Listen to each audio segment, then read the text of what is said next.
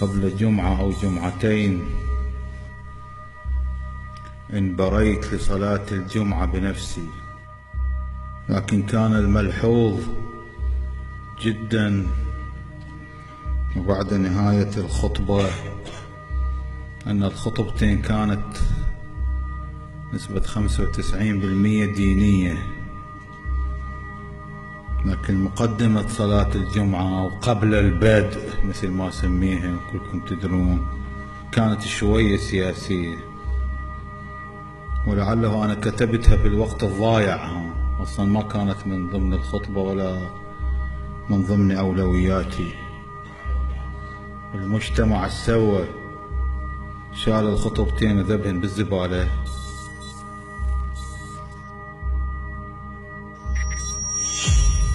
وركز بس على المقدمة السياسية، تركيا وما تركيا وما أعرف شنو.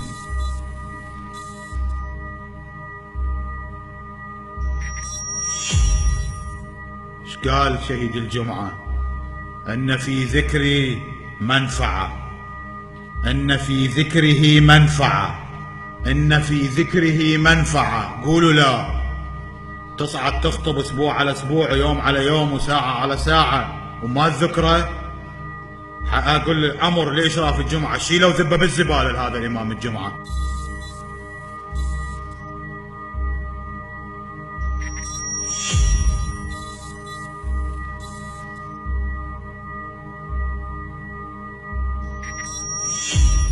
احنا في شتنا مال الله منو قبل زمن السيد محمد الصدر.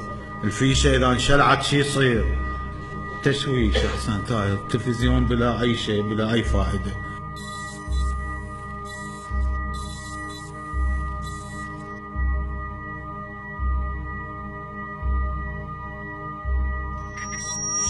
فاربط الفيشة يظهر بثكم امام الناس. بعد تفهمون ما تفهمون ما اعرف، ما ادري.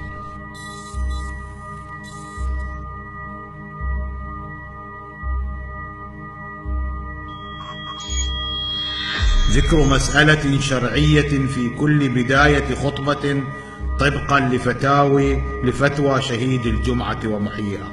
مو تجيب لي منا ومنا مراجع وصفتهم على راسي. قول له